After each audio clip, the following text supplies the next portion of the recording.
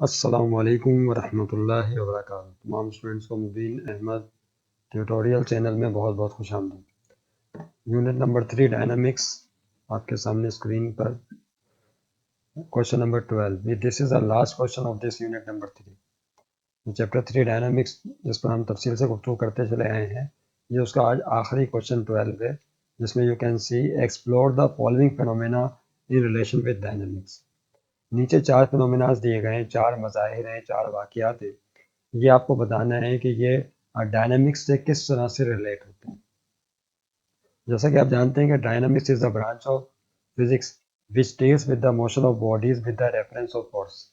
कि हम dynamics physics की वो ब्रांच है जिसमें हम बॉडीज की मोशन को डिस्कस करते हैं, उस पर गौर करते हैं with the reference of force, यानी जो भी मोशन है उसके पीछे फोर्स कौन सी कार कर रही है। रस्सी को पत्थर से बांध के घुमा रहे हैं तो फोर्स सेंटीपिटल फोर्स अमल कर रही है। जब कोई गाड़ी रोड पर चल रही है तो टायरों और रोड के दरमियान फ्रिक्शनल फोर्स अमल कर रही होती है। मून जो है ज़मीन के गिर्द गर्दिश कर रहा है तो ज़मीन ने ग्रेविटेशनल फोर्स अप्लाई करके रखी हुई है। That clear. तो आपको मुख्तलिफ जगहों पर मुख्तलिफ किस्म की फोर्सेस नज़र आ रही होती हैं। ये 4 बिहेवियर नीचे दिखाए गए, पूछे गए हैं आपसे कि ये जो 4 फिनोमेना हैं, इनको डिस्कस करना है in the reference of dynamics. कि डायनामिक्स के लिहाज से उसको किस तरह एक्सप्लेन करते हैं, एक्सप्लोर करते हैं। तो पहला, you can see when an air filled balloon is released. When an air filled balloon is released, जब हवा से भरा हुआ बालून या गुब्बारा रिलीज किया जाता है, छोड़ा जाता है, तो क्या होता है। यानी उसमें आपने एयर फिल कर दी है, अगर आपने उसको रिलीज कर दिया, यानी उसकी हवा को रिलीज कर दिया, समझ लिया आसान लफ्ज़ों में, उसका मुंह खोल दिया, तो आपको पता है ये रोज़मर्रा ज़िंदगी में बच्चे तजर्बात करते रहते हैं।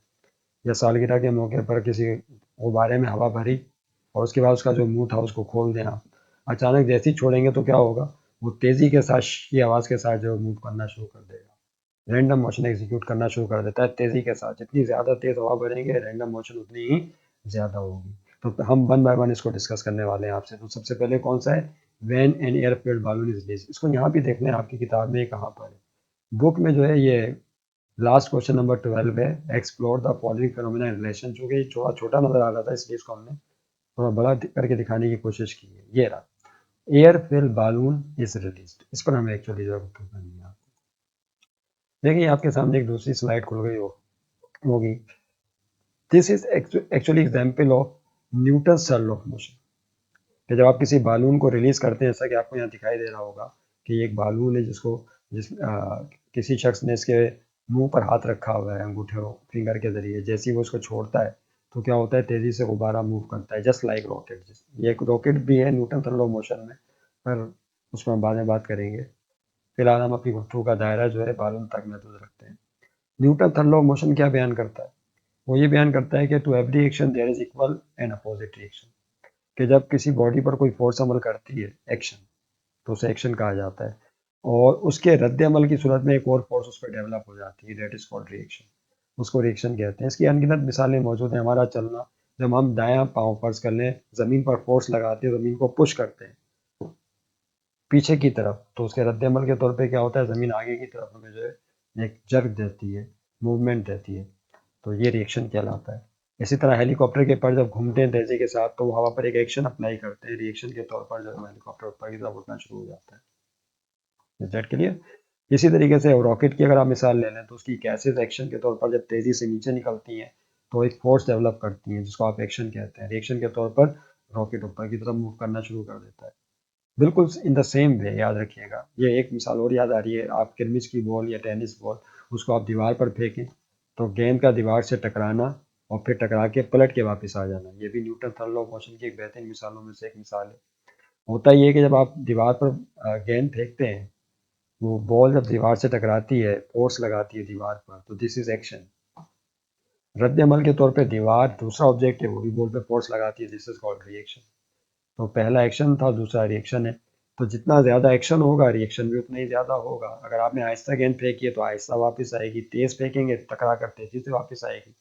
तो कानून ये बयान करता है कि एक्शन और रिएक्शन एक मैग्नीट्यूड के अतबार से तो इक्वल होंगे, लेकिन डायरेक्शन के अतबार से अपोजिट होंगे, डायरेक्शन मुखालिफ होगी।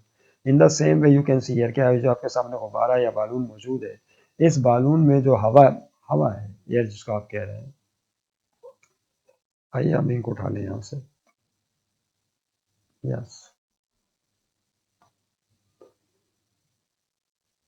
ये जो बालून आपको दिखाया गया है इसके अंदर, इस पर थोड़ा सा गौर करने की जरूरत है। बालून में हवा भरी हुई है, एरो से तो शो कर दिया उन्होंने। एरो किसको शो कर रहे हैं? ये एयर पार्टिकल्स या एयर मॉलिक्यूल्स के प्रेशर को शो कर रहे हैं। ये हवा के मॉलिक्यूल जो है अंदर एक प्रेशर डेवलप कर रहे हैं इसकी दीवारों पर, बालून की दीवारों पर, क्योंकि जब आप गुब्बारे में हवा भरते हैं फोर्स के साथ, प्रेशर के साथ, प्रेशर किसे कहते हैं? Force per unit area. हवा के मॉलिक्यूल इसकी गुब्बारे की सतह पे, अंदरूनी सतह पे जो फोर्स अप्लाई कर रहे हैं वो प्रेशर कहलाता है। तो यहाँ पर बहरहाल एक तरह का प्रेशर डेवलप हो गया, और इस शख्स ने जैसे ही अंगूठा ये हाथ अपना हटाएगा, तो जाहिर सी बात है कि हवा जो है, जो एयर है, एयर मालिक्यूल्स, एयर पार्टिकल्स हैं, उनको एक रास्ता मिल जाएगा तेज़ी के साथ मूव करने का। तो वो इस रास्ते से तेज़ी से नीचे की तरफ मूव करेंगे, जैसा कि आपको नज़र आ रहा होगा यहाँ पे। गेट के लिए तो तेज़ी के साथ जो है वो आपको मूव कर, जैसी हवा तेज़ी के साथ इस तरफ रिलीज होगी, तो दिस इज एक्शन। इसको क्या बोलेंगे आप? This is called action.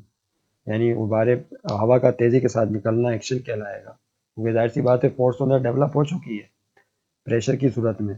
तो एक्शन होगा, वो हवा जो है रिलीज होगी, और रिएक्शन की सूरत में क्या होगा?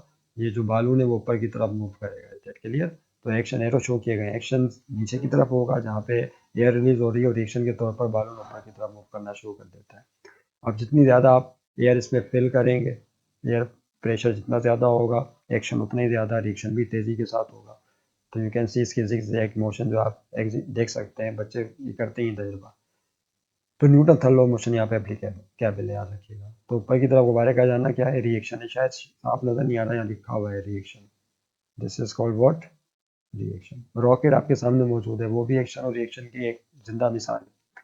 जिसमें क्या होता है? गैसेस को एग्जॉस्ट किया जाता है तेजी के साथ, प्रेशर के साथ गैसेस जो है वो नीचे की तरफ एक फोर्स लगाती हैं, रिएक्शन, ये एक्शन है। रिएक्शन के तौर पर पूरा का पूरा हेलीकॉप्टर, पूरा का पूरा रॉकेट ऊपर की तरफ मूव करना शुरू कर देता है। तो this is called the reaction. यहाँ पे एक रिएक्शन डेवलप हो जाता है। Is that clear? तो इस पॉइंट को ध्यान में रखिएगा। और ये एक्शन और रिएक्शन की मिसाल है। तो पता चला जो पहला क्वेश्चन है उसमें जो फोर्सेस अमल कर रही हैं वो एक्शन और रिएक्शन की अमल कर रही हैं। तो इसको आपने एक्सप्लोर कर दिया है। इसको, इसकी वर्डिंग लिख ली। आज आइए इसकी वर्डिंग लिख लें किस तरह से होगा ये। तो जो पहला है, मैं क्वेश्चन यहाँ पे नहीं लिख रहा आपके सामने, आप जो है इसका जवाब जस्ट लिख लीजिए। क्या? इट इज क्या? It is an example of, ये क्वेश्चन 12 का ए पार्ट, इसका आंसर दे रहे हैं। It is an example of,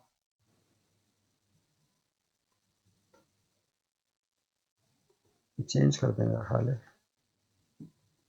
it is an example of Newton's third law of motion. किसकी एग्जाम्पल है ये?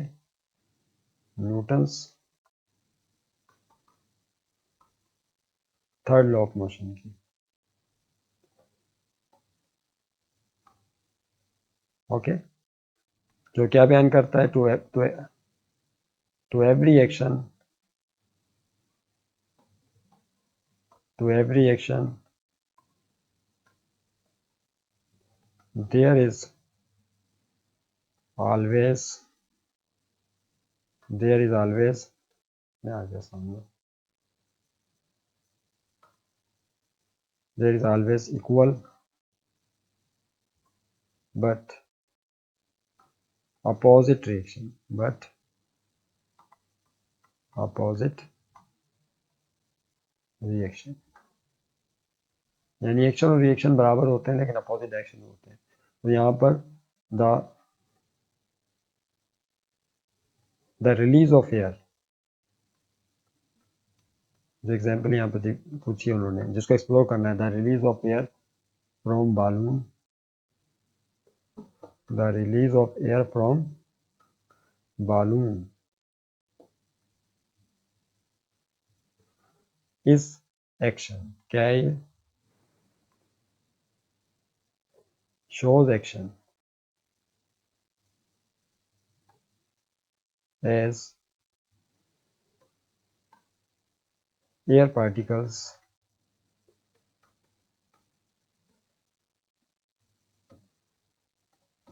exert force on the other hand On the other hand,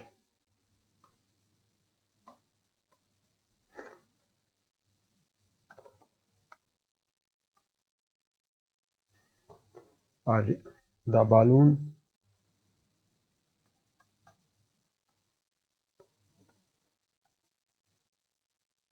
moves forward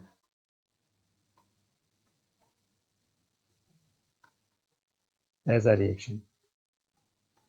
तो जो balloon है वो रिएक्शन की सूरत में जो है वो मूव कर रहा होता है. ठीक है, यहाँ से get clear. Okay, moves forward as a reaction के तौर पे जो मूव कर रहा होता है. Get clear. तो ये इसकी जो है हमने एक्सप्लेनेशन हो गई. इसको आपने एक्सप्लोर कर लिया Newton third law of motion की सूरत में. ओके, उसके बाद देखिए नेक्स्ट क्वेश्चन क्या है. आइए दोबारा उसी क्वेश्चंस की तरफ. ये आपके सामने दोबारा क्वेश्चन वाला पेज खोल लो. ये है क्वेश्चन वाला page. Explore the following phenomena in relation with dynamics में पहला हो गया, डिस्कस कर लिया. उसके बाद सेकंड है. कौन सा? सेकंड करते हैं. पहला हो गया, पहला हमने कर लिया. Now second one. This riding bicycle needs continuous pedalling. जब बाईसाइकिल चलाई जाती है, साइकिल चलाई जाती है, तो उसको मुसलसल पैडलिंग की जरूरत होती है. आपने हमने सबने साइकिल चलाई है, रोड पे चलाते हैं अक्सर बच्चे.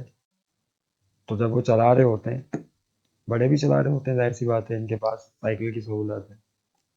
तो होता ये है कि अगर वो एक फ्लैट रोड पे चल रहे हैं और साइकिल चला रहे हैं, तो आपका तो क्या ख्याल है कि अगर वो पैडल मारना बंद कर देंगे तो क्या साइकिल सदा बाहर चलती रहेगी? तो ऐसा नहीं होगा.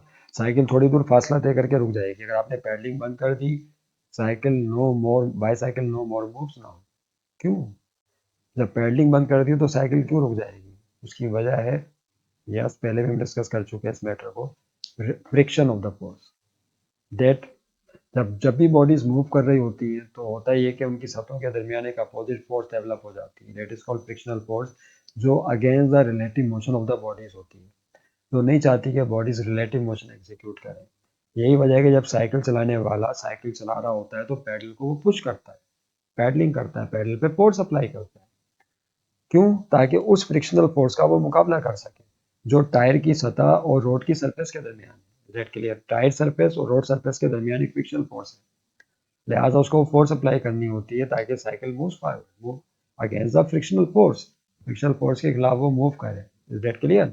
जब तक वो पैडलिंग करता रहेगा, पैडलिंग करता रहेगा, फ्रिक्शनल फोर्स के खिलाफ फोर्स देता रहेगा, cycle goes on moving, cycle चलती रहेगी, कीप्स ऑन मूविंग. लेकिन जहां पैडलिंग बंद कर दी तो क्या होगा? अब फ्रिक्शनल फोर्स अपना काम दिखाना शुरू कर देगी. काम तो पहले भी दिखा रही थी, लेकिन चूंकि आप मुसलसल एनर्जी प्रोवाइड कर रहे थे, मुसलसल फोर्स लगा रहे थे पैडल पर, लिहाजा आप उस फ्रिक्शन का मुकाबला कर रहे थे. लेकिन चूंकि पैडलिंग बंद कर दी गई है, लिहाजा फ्रिक्शन का मुकाबला खत्म हो गया. तो friction comes into play and get the cycle stop. और साइकिल को वो रोक देगी. Made the cycle stops. Cycle जो है वो रुक जाएगी थोड़ी दूर फासला तय करने के बाद. यही वजह है कि आपको मुसलसल जो है वहाँ पे पैडलिंग करनी पड़ेगी. अगर आप थोड़ा सा और करें तो ये Newton's first law of motion है. कौन सा? Newton's first law of motion. आइए देखते हैं, थोड़ा सा इस पर गौर करें. आपके सामने ये है Newton's first law of motion. There is an equal and opposite friction force. देखें, होता ही है कि जब साइकिल चलाने वाला साइकिल चला रहा होता है, जैसे कि आप देख सकते हैं कि नहीं है, ये कोई कोई शख्स या कोई बच्चा है जो कि साइकिल जो है वो चलाने की कोशिश कर रहा है. तो पुशिंग फोर्स, ये इस तरफ क्या कर रहा है? फोर्स पुश कर रहा है. पुशिंग फोर्स इस पे लग रही है साइकिल पे, वो पैडल की सूरत में. जाहिर सी बात है कि उसने पैडल पे पैडलिंग की है, पैडल पे फोर्स लगाई है, तो उसके नतीजे में पूरा एक सिस्टम है, साइकिल आगे की तरफ मूव कर रही है. That clear? तो दिस समझ लेंगे, that is the applied force. ये क्या है? उसकी अप्लाइड फोर्स है, जो उसने फ्रिक्शन के खिलाफ अप्लाई की है. तो जब वो फोर्स पैडलिंग करेगा, फोर्स अप्लाई करेगा, तो साइकिल जो मुसलसल हरकत में आ जाएगी और फ्रिक्शन का मुकाबला करती रहेगी. That clear? अब फर्ज कर लें फ्रिक्शन है 10 न्यूटन की. सपोज कितनी? 10 न्यूटन की. नजर आ रहा है? एमएस नहा. ठीक.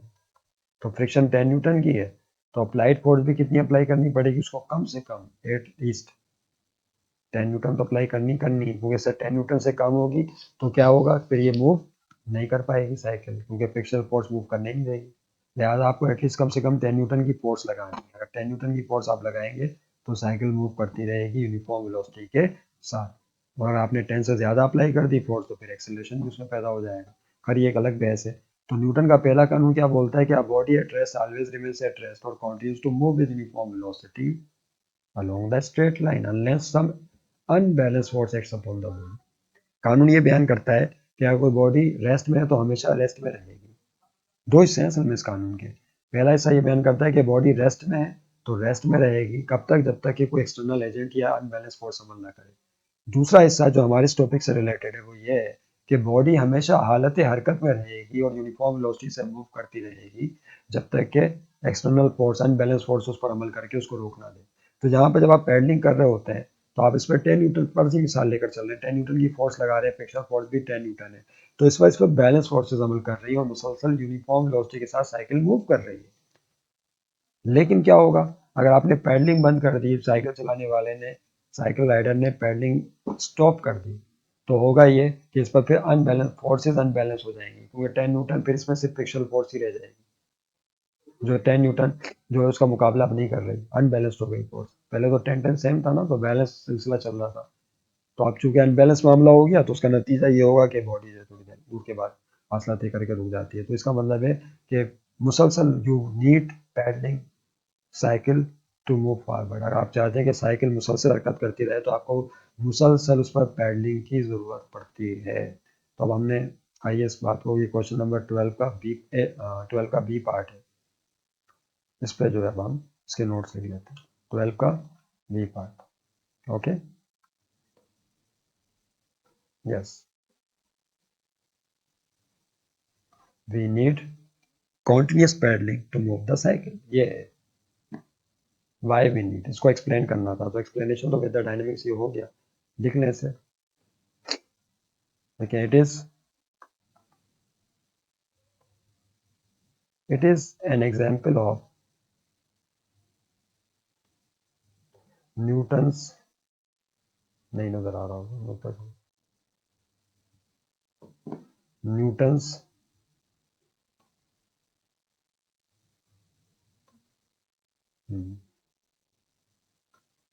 Newton's first law,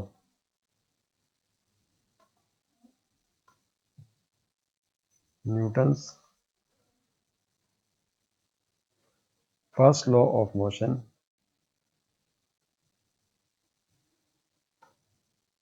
which states that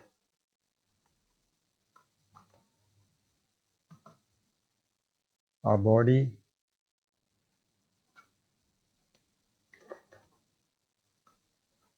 always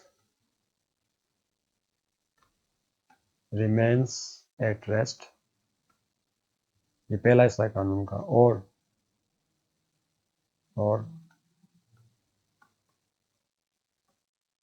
continues to move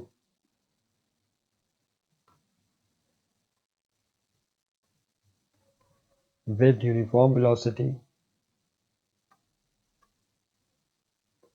with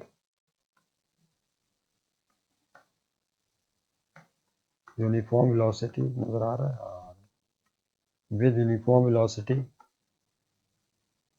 along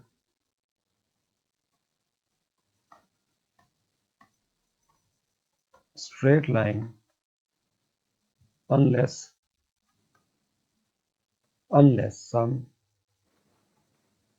external force या unbalanced force, सही लफ्ज है unbalanced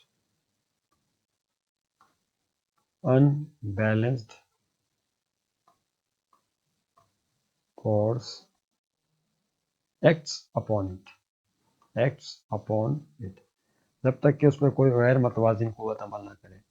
तो बॉडी रेस्ट में है तो हमेशा रेस्ट में रहेगी, मूव कर रही तो हमेशा मूव करती रहेगी। इसी को हमने फिर लॉ ऑफ इनर्शिया भी कहा था अपनी वीडियो में जब हम इन्हीं क्वेश्चंस को सॉल्व कर रहे थे। आज बुक का लास्ट क्वेश्चन है, टेक्स्ट बुक क्वेश्चंस को हम जो है वो यहाँ पर एक्सप्लेन कर रहे हैं, क्वेश्चन नंबर 12 का बी पार्ट। अब यहाँ पर दूसरी बात क्या गई, ये तो न्यूटन का पहला कानून है। तो एक्चुअली हमें करना है क्या है कि मुसलसल पैडलिंग करनी है। We need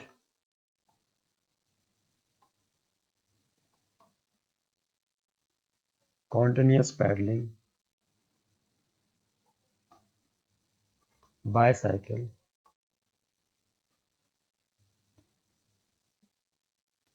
against the frictional force, against the frictional force. If we stop paddling, तो क्या होगा?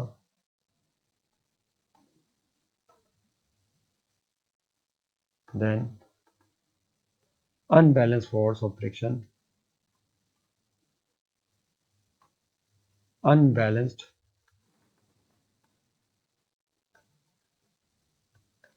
force of friction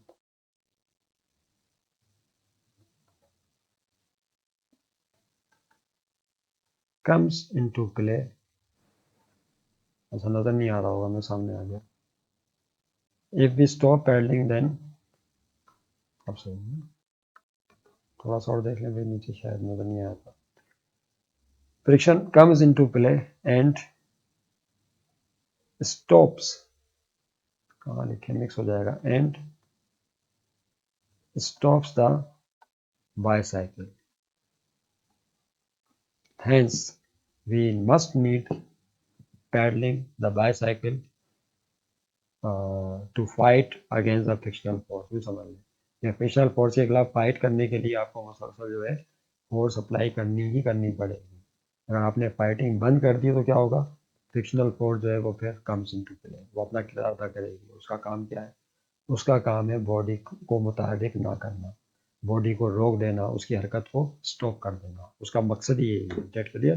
तो आपको मुसलसल हिम्मत बांधनी होगी, मुसलसल कोशिश करनी होगी, मुसलसल मेहनत करनी होगी, ताकि जो अपोजिट फोर्सेस हैं, रेजिस्टिव फोर्सेस, उनका मुसलसल मुकाबला करना होगा ज़िंदगी के अंदर, ताकि आप कामयाबी के साथ आगे बढ़ते चले जाएं.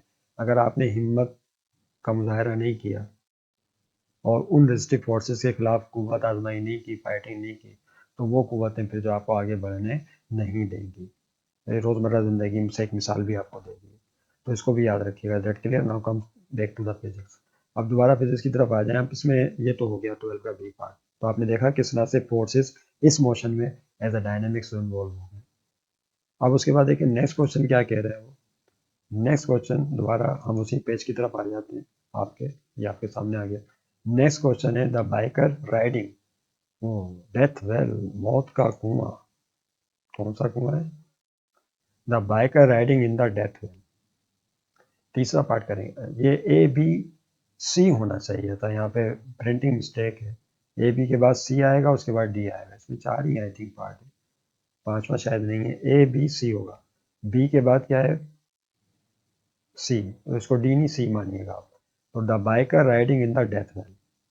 एक बाइकर है, बाइकर कहते हैं बाइक चलाने वाले शख्स को. आपने देखा होगा जिंदगी में कभी, अगर आप ईरानी सर्कस गए, लक्की सर्कस, हम लोग तो गए बचपन में भी देखा है कि वो एक मौत का कुआं भी होता है उसके अंदर. इसको डेथ वेल कहते हैं. मौत के कुएं में जो है एक मोटरसाइकिल चलाने वाला या कार चलाने वाला, कार भी चलाई जाती है उसमें, साइकिल भी चलाई जाती है, मोटरसाइकिल भी चलाई जाती है उस डेथ वेल के अंदर. ये किस तरह से घूमती है. तो हमें जो है इस पर बात करनी है. तीसरे पार्ट में सी पार्ट है. अब आप समझ गए ना, this is a C part, याद रखिएगा. सही है. आइए इसको हाईलाइट करते हैं. ये डिस्कस करना है. चलिए, व्हेन एयर फिल्ड बालून, अरे नहीं, ये नहीं, सॉरी, वो तो हो गया था डिस्कस आपसे. सी पार्ट है, याद रखिएगा. This is not D part, this is C part. इसको डिस्कस करना है. ये इसको मैं हाईलाइट कर दिया आपके सामने. ये कुछ अजीब सा हो गया, खैर कोई बात नहीं. The biker riding in the death well. मौत के कुएं में बाइकर का राइड करना, सब चलाना, मौत के कुएं में चलाना कैसे मुमकिन है? जबकि बाइकें तो जो है फर्श के ऊपर या रोड के ऊपर चलाई जाती हैं, या पुल के ऊपर चलाई जाती हैं, नहीं, या अंडरपास में चलाई जाती हैं. डेथ वेल में तो नहीं चलाई जाती. लेकिन कमाल दिखाने वाले बाजीगर ये काम भी दिखाते हैं. अब यहाँ कौन सा फिजिक्स का कानून अप्लाई हो रहा है, इसको सोचने और समझने की हमें ज़रूरत है. देखें यहाँ पर, ये इसकी एक डायग्राम आपके सामने है. ये एक बहुत ही मशहूर कैरेक्टर है, जो बहुत ही मशहूर बाइक राइडर है. तो यहाँ पर यू कैन सी के डेथ वेल में जो है ये इसको चला रहे हैं बाइक को, और ये कुछ करतब भी दिखाते हुए नजर आ रहे हैं। यानी ना सिर्फ ये बाइक चला रहे हैं बल्कि ये आराम से बैठ के एंजॉय भी कर रहे हैं। इन्होंने अपने हाथ और पैर भी छोड़ दिए हैं। That clear. इस पर मुझे एक छोटा सा लतीफ़ा याद आ गया, अगर आप बारे समात ना हो। वो ये है कि एक बच्चा था, वो साइकिल चला रहा था। साइकिल चलाते चलाते उसने जो है अपने हाथ छोड़ दिए, और कहने लगा देखो मेरे हाथ नहीं है, देखो मेरे हाथ भी नहीं है। दूसरे अपने दोस्त दोस्त बच्चों को कहने लगा देखो मेरे हाथ भी नहीं है, यानी मैंने हाथ छोड़ दिया। उसके बाद फिर उसने अपने पैर भी हटा दिए, यानी पैडल पे से पैर भी हटा दिए। साइकिल वो चला रहा है, पैडल पे से पैर भी हटा दिए। उसके बाद वो कहने लगा देखो मेरे पैर भी नहीं है। क्या नहीं है? मेरे पैर भी हट गए। थोड़ी देर के बाद वो बच्चा अचानक नीचे गिरा। उसका नीचे गिरा और नीचे गिरने के बाद टूट गया। नीचे गिरा तो फिर उसके दांत टूट गए, तो कहना देखो मेरे दांत भी नहीं है। That clear. तो आप ये ऐसी गलती कभी मत कीजिएगा। अगर आपको फुल भरोसा और इत्मीनान अपने ऊपर ना हो कि बाइक कैसे चलाई जाती है डेथ वेल में, या साइकिल कैसे चलाई जाती है हाथ पैर छोड़कर, इज डेट क्लियर। तो ये तो कोई माहिर कारीगर नजर आ रहे हैं जो डेथ वेल में आप देखें इन्होंने हाथ भी अपने छोड़े हुए हैं, पैर भी अपने हटा दिए, और किस मस्ती के साथ जो है ये, और लोग इनको देख के एंजॉय भी कर रहे हैं और इनकी दाद रसी भी कर रहे हैं। यानी इनको, इनके पेन इनको दाद दे रहे होंगे यकीनन। लेकिन सवाल ये पैदा होता है कि यहाँ कौन सी फिजिक्स है जो कि अप्लाई कर, ये इंपॉर्टेंट चीज़ है एक्चुअली, हमें इसको डिस्कस करना है। तो अगर आप इसके बराबर में एक दूसरी डायग्राम देखें जो आपके सामने ही मौजूद है, वो डायग्राम इस तरह से दिखाई गई है, यू कैन सी है उसको fill in the colours in. Yes, यहाँ पर देखिए ये बाइकर है, आपको शायद बाइकर है, हमने डायग्राम को थोड़ा सा दूर से कर दिया था ताकि स्पेस बन सके। ये उसके आपको टाइट नजर आ रहे होंगे। इस पर तीन तरह की फोर्सेस अमल कर रही हैं, गौर से देखिए कितनी, तीन। एक तो फ्रिक्शन, एक तो इसका वेट है, बाइक राइडर का वेट है। आप देखिए ना ये इतनी हाइट के ऊपर घूम रहे हैं जो बाइक राइडर है बाइक पर बैठकर, तो ये नीचे क्यों नहीं गिर रहा है? ये क्वेश्चन है ना जहन में पैदा होता है कि why he does not fall down. इनको तो नीचे गिरना चाहिए था, लेकिन ऐसा क्यों नहीं हो रहा? अगर ये साइकिल खुदा ना खास्ता ये बाइक में ही ब्रेक लगा दे तो सारा खेल खत्म हो जाएगा। जैसे ही ब्रेक लगाएंगे फिर फौरन नीचे आ जाएंगे, लेकिन ब्रेक ही तो नहीं लगानी, एक पर्टिकुलर वेलोसिटी देनी है उसके साथ, उसको फिर घुमाते रहना है, चलाते रहना है। जहां आपने खास वेलोसिटी कम की, वहीं पर क्या होगा, फिर ये बाइक नीचे आना शुरू हो जाएगी। अचानक ब्रेक लगाती है तो नीचे गिर भी सकती है, हादसा भी हो सकता है। लेकिन एक पर्टिकुलर वेलोसिटी के साथ, एक खास रफ्तार के साथ इसको मूव करने की जरूरत है। उसकी वजह सेंटीपिटल एक्सेलरेशन और सेंटीपिटल फोर्स, इस तरफ हम आएंगे। तो देखें यहाँ पर क्या हो रहा है, ये जो वेट है इस शख्स का वो नीचे की तरफ अमल कर रहा है, ये शो किया गया। This is the weight force, इस पर वेट फोर्स लग रही है डाउनवर्ड। हम एवरी बॉडी, हर जमीन जो है हर जिस्म को अपनी तरफ कशिश कर रही होती है, उसका वेट कहलाता है। अच्छा, उसके बाद वेट चाहता है कि बाइक नीचे आए और ये शख्स भी नीचे आए, लेकिन ऐसा नहीं हो रहा। क्यों नहीं हो रहा? क्यों? क्योंकि इसके खिलाफ एक अपोजिट फोर्स पैदा हो गई है। That is the frictional force, जो कि ये जो आपको पटरे नजर आ रहे हैं यहाँ पर, ये पटरे जो दिखाई दे रही है, ये इसका मेरा ख्याल है कि यहाँ पे कलर चेंज करना पड़ेगा। कौन सा कलर लेने वाला है? नजर आ रहा है, हाँ ये नजर आ रहा है। देखिए आपको टायर नजर आ रहे हैं, टायर और जो ये पटरे हैं इसके लगे हुए प्लांक जिसको आप कहते हैं, टायर की सतह और पटरों की जो सतह है उनके दरमियान एक फ्रिक्शनल फोर्स भी तो डेवलप हो जाएगी ना, डेफिनेटली। तो फ्रिक्शनल फोर्स की डायरेक्शन किस तरफ होगी? ऊपर की तरफ होगी। तो यहाँ पर वेट जो है इस पूरे सिस्टम का, भाई साहब का, और इस पूरे बाइक का किस तरफ अमल कर रहा है? नीचे की तरफ। और फ्रिक्शनल फोर्स किस तरफ अमल कर रही है? ऊपर की जानिब। तो एक फ्रिक्शनल फोर्स असल में बैलेंस कर रही है वेट को, या वेट बैलेंस कर रहा है फ्रिक्शनल फोर्स को। तो यहाँ पर तो हो गई बैलेंस फोर्सेज। यही वजह है कि ना तो ये नीचे आ रहे हैं ना ये ऊपर जा रहे हैं, क्योंकि दोनों डायरेक्शन में बैलेंस फोर्सेज अमल कर रही है। That clear. फर्ज कर लें इनका वेट, फर्ज करें 100 न्यूटन है, तो फ्रिक्शनल फोर्स भी कितनी है? इन पर 100 न्यूटन ही एक्ट कर रही है, तो बैलेंस्ड हो गई। तो नीचे, ना तो ये नीचे आएंगे ना ऊपर जा रहे हैं, इस वक्त वर्टिकल फोर्सेस बैलेंस है। अब रह गया मसला किसका? लेफ्ट और राइट फोर्सेस का। आइए इस पर गौर करते हैं। लेफ्ट और राइट फोर्सेस पे अगर आप थोड़ा सा गौर करें, तो यहाँ पर ये जो पट रहा है, जाहिर सी बात है एक दबाव डाल रहे हैं इसके ऊपर, तो इस पर एक नॉर्मल रिएक्शन फोर्स अमल कर रही है, जिसकी डायरेक्शन किस तरफ है जानी है दिखाई गई यहाँ पे, normal reaction of force. Is that clear? और ये जो है पूरा सिस्टम, यानी ये बाइक और ये इसको पुश कर रहे हैं इस जानी, तो ये इस तरह फोर्स अप्लाई कर रहे हैं। और जो अगर ये पटरे नहीं होते तो किस तरफ चले जाते? बाहर की तरफ। लेकिन पटरे एक दबाव डाल रहे हैं जिसको नॉर्मल रिएक्शन फोर्स कहते हैं, या पटरों की आमुदी रद्द अमल फोर्स, या upward reaction of the surface भी कहा जा सकता है, सतह का आमुदी रद्द अमल जिन पर अमल कर रहा है। That clear. That provide the centripetal force. वो इनको क्या प्रोवाइड कर रहा है? सेंट्रीपिटल फोर्स प्रोवाइड कर रहा है, क्योंकि दायरे मुसलसल दायरे में हरकत कर रहे हैं। तो यहाँ पे जो नॉर्मल रिएक्शन है वो इन्हें प्रोवाइड करता है सेंट्रीपिटल फोर्स। अच्छा, अब ये तो हो गया सेंट्रीपिटल फोर्स, इस पर भी हम गुफ्तगू कर चुके हैं, मेरा ख्याल प्रीवियस वीडियो में डिस्कस किया था इसे। तो सेंट्रीपिटल फोर्स का फार्मूला होता है M V square upon R, यानी सेंट्रीपिटल फोर्स डिपेंड करती है मास पर, वेलोसिटी पर और डिस्टेंस आर पर। तो ये पूरे सिस्टम का मास तो कांस्टेंट होगा, रेडियस भी कांस्टेंट हो गया। अब सेंट्रीपिटल फोर्स के अनुसार एफ सी का बयास किस पर होगा? वेलोसिटी पर होगा, या वेलोसिटी के स्क्वायर पर होगा। तो एक इसलिए कहा जाता है पर्टिकुलर वेलोसिटी देनी पड़ेगी जिससे ये मूव कर सके। अगर वेलोसिटी उस खास वेलोसिटी से कम होगी तो ये सिस्टम इस तरह से कायम नहीं रहेगा, या डेथ वेल में, मौत के कुएं में मूव नहीं कर सकते। इसको डेथ वेल क्यों कहते हैं, इसके आखिर में अगर याद रहा तो बात करेंगे। उसके बाद देखिए यहाँ पर, ये तो हो गई सेंट्रीपिटल फोर्स जो कि प्रोवाइड की किसने? यहाँ पर जो प्लांक है उसने, उसकी सतह ने। एक और फोर्स भी डेवलप हो जाती है सेंट्रीपिटल फोर्स के खिलाफ, वो क्या कहलाती है? सेंट्रीफ्यूगल फोर्स कहलाती है। एफ एफ से शो करते हैं इसको। एफ का मतलब फोर्स और स्मॉल एफ का मतलब है फ्यूगल फोर्स, जो सेंट्रीपिटल फोर्स के अगेंस्ट अमल कर रही होती है। तो एक पूरा एक तवाजुन का एक सिस्टम बन गया। आप गौर करें, सेंट्रीपिटल फोर्स चाहती है कि सेंटर की तरफ आए, और फ्यूगल फोर्स जो है वो हमेशा सेंट्रीपिटल फोर्स के खिलाफ होती है।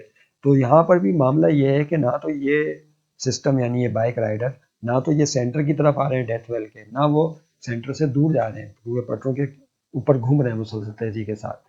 तो एक पूरा का पूरा हुस्न तवाजुन यहाँ पर कायम हो चुका है, और इस हुस्न तवाजुन का नतीजा है कि बाइक राइडर आसानी के साथ मूव करते हुए अपनी जो है कारीगरी लोगों को दिखा रहे हैं, और देखने वाले एंजॉय कर रहे हैं। तो जस्ट ये फिजिक्स इसमें इन्वॉल्व हो रही है। ये बैलेंस्ड फोर्सेस का एक शाखा, यानी यहाँ पर कितनी, चार किस्म की फोर्सेस अमल कर रही हैं, चारों की चारों बैलेंस, एक लेफ्ट राइट और अपवर्ड एंड डाउनवर्ड फोर्स। इसमें से एक भी फोर्स जो है डिसबैलेंस होगी तो फिर ये सिस्टम इस तरह से कायम नहीं रह सकता। उम्मीद है आप समझ गए होंगे। तो ये है मामला कि बाइक राइडर जब चला रहे होते हैं तो असल में उन पर सेंट्रीपिटल फोर्स अमल कर रही होती है, और सेंट्रीफ्यूगल फोर्स एक्ट करती है। तो आइए इस बात को जो है हम दोबारा से देख लें। क्या था क्वेश्चन? क्वेश्चन ये था, the biker riding in the death well. तो डेथ वेल में जो है बाइकर राइड कर रहे हैं। तो आइए उसी सीन की तरफ दोबारा, वन नोट की तरफ। यस, तो ये है सी पार्ट। कौन सा? क्वेश्चन नंबर 12 का सेकंड लास्ट पार्ट है सी। डेथ वेल जो है वो, उसमें बाइक राइडिंग करते हैं। तो दिस इज, ये किसकी एग्जाम्पल है? इसका जवाब लिख रहे हैं हम यहाँ पे। इट इज, अगर आप थोड़ा सा और करें तो यहाँ पे भी न्यूटन लॉज ऑफ मोशन भी अप्लाई हो रहे हैं। थोड़ा सा और किया जाए तो यहाँ पे कौन सा लॉ ऑफ मोशन है जो अप्लाई हो रहा है? Newton first law of motion apply हो रहा है यहाँ पर, गेट क्लियर। और अगर देखा जाए तो Newton third law of motion भी अप्लाई हो रहा है, क्योंकि एक्शन और रिएक्शन बराबर है, सेंट्रीपिटल फोर्स और सेंट्रीफ्यूगल फोर्स। तो इसको इस सेंस में भी समझा जा सकता है। तो इट इज एग्जाम्पल ऑफ, अब हम सब जाने के बजाय, balance forces, balanced forces in which the weight of bike rider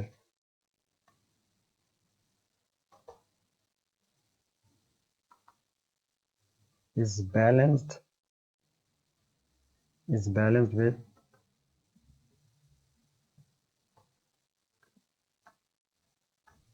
with the frictional force, जो अभी हमने डिस्कस किया तफसील से। फ्रिक्शनल फोर्स एंड, पर कर लें। और दूसरी कौन सी फोर्स है? पहली तो ये हो गई, दूसरी कौन सी बैलेंस फोर्स है? The centripetal force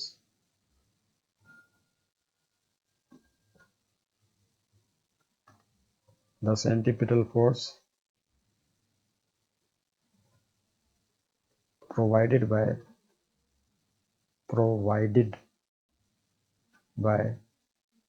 reaction of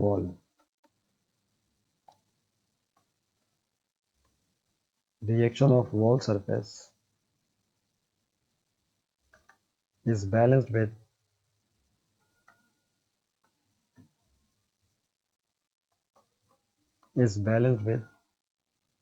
the centrifugal force, with the centrifugal force. Okay, centrifugal force, gate clear. तो ये यहाँ पर एक सिस्टम बन गया सेंट्रीपिटल और सेंट्रीफ्यूगल फोर्स के बैलेंस होने का, और साथ में वेट और फ्रिक्शनल फोर्स के बैलेंस होने का। और ये बैलेंस फोर्सेस का एक झुरमट है जिसमें ये जो है बाइक राइडर बाइक चला रहे हैं, उम्मीद है कि आप समझ गए होंगे। उसके बाद इसका लास्ट जो है क्वेश्चन, हम लास्ट पार्ट की तरफ आ रहे हैं। इसका लास्ट क्वेश्चन भी आपके सामने स्क्रीन पर आ गया होगा। यस, देखिए लास्ट पार्ट क्या है, दोबारा यहाँ से उठा लेते हैं हम ग्रीन वाला हाईलाइटर, और इसको थोड़ा बड़ा कर लें क्या, बड़ा भी कर लेते हैं, चलेगा, बहुत छोटा हो गया,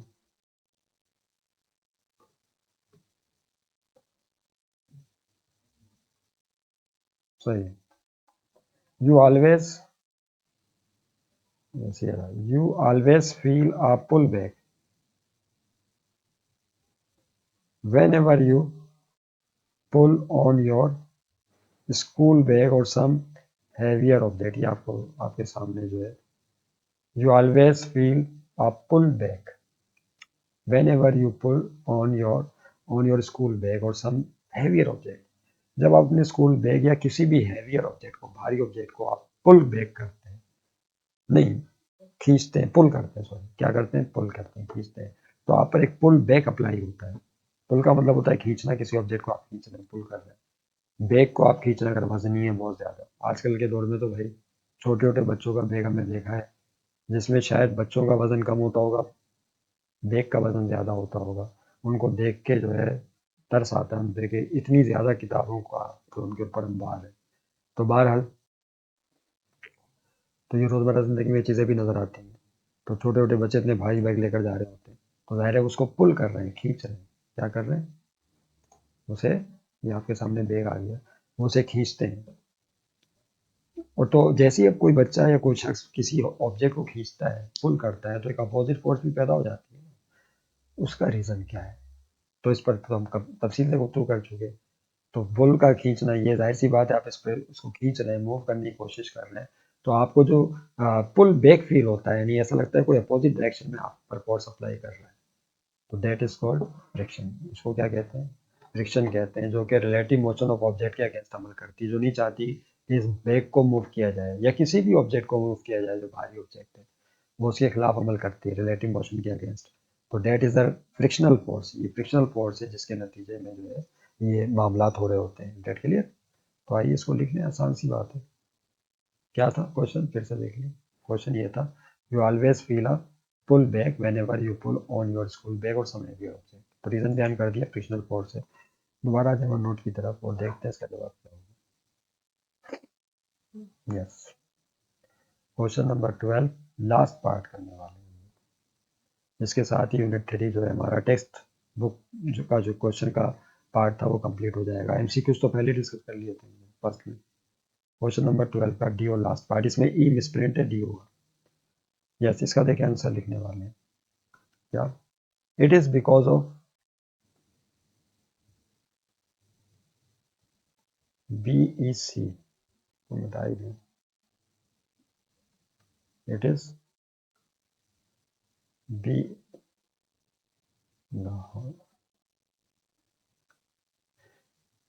B E C A U S E, इसकी वजह से it is because of the friction. ये फ्रिक्शन की वजह से ऐसा हो रहा है, इसकी वजह से ऐसा हो रहा है, फ्रिक्शनल फोर्स या फ्रिक्शन की वजह से ऐसा होता है। ओके, तो इस पॉइंट को ध्यान रखें, it is just because of friction. Actually actually असल में व्हेन यू पुश या pull, when you pull your school bag या और एनी हैवियर ऑब्जेक्ट, और any object heavier object, school bag भी हैवी होता है ना, इसलिए इसका सेंस बन रहा है कि स्कूल बैग वाकई हैवी। स्कूल बैग और any object heavier object, then the frictional force, the friction comes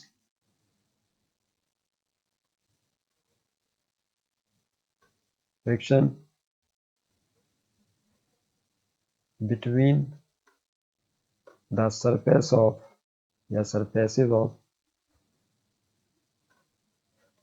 of object and ground comes into play, जाग जाती है,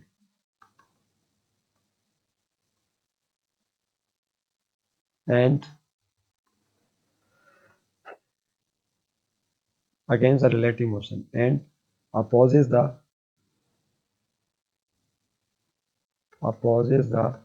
relative motion, और relative motion को oppose करती है, मुखालफत करती है, opposes the relative motion नजर आ रहा है। चलो relative motion,